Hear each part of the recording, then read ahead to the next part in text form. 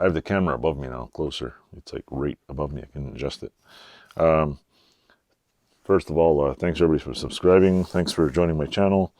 I was going to show you these things in another video, but I'll probably pop that one up too. My kids are driving me nuts at the video. One was cranky, but I found these, look like duckbill little pliers here. They're made by a company called H. Boker and Company in Germany. I'm assuming they're jeweler's pliers because they're smooth. No, these are not smooth anymore, but somebody marred them a little bit. They're smoother than normal. They're missing handles. I'm assuming at one time they had a plastic handle. This one is a Utica 86-6, whatever that means. Utica, New York, USA.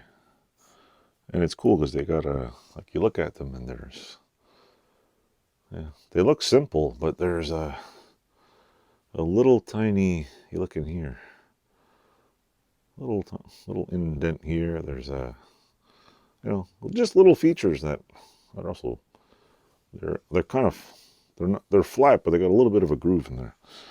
And I don't think they were completely, I think they just had a groove in the front, on the tips, because there's no grooves back here. You can tell they're old and pitted. There's like pitting right here, but they're in pretty good shape. I want to figure out how to get, what do you call it?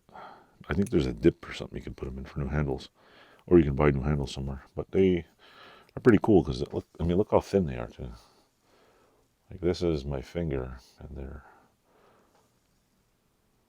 pretty thin on the ends. They're not they're pretty cool. These ones, like, are even really even more thin. Paid $5 each. Figure, you know what? They're pretty cool. They're different. This one I like. I was never really a fan of these kind of things, but as I start seeing these older tools, people just like chucking them and stuff, it's like, why? I mean, we got all this fancy freaking junk made in whatever country. And the thing about, like, even these ones, they put these laser etch things in there. How many people really think 50 years from now, those little laser etchings, they'll be there? We know damn well that these stampings, when people stamp their tools, we'll know who makes them, 50 years from now. But I don't know if this one, see, this one says Stanley. This one's stamped in here, Stanley. But when they etch them, nobody's gonna know. Like, nobody's gonna even like care who the hell, where it came from. So anyway, that's what I got this week. I had another razor, what do you call it? A vintage razor to show you, but I don't know where the hell is it. I lost it on the floor of my car somewhere. So anyway, thanks for watching, and I'll have some more tools. And Danny, I will record some more work videos. I have a lot of shit I gotta do. This bench is a wreck too.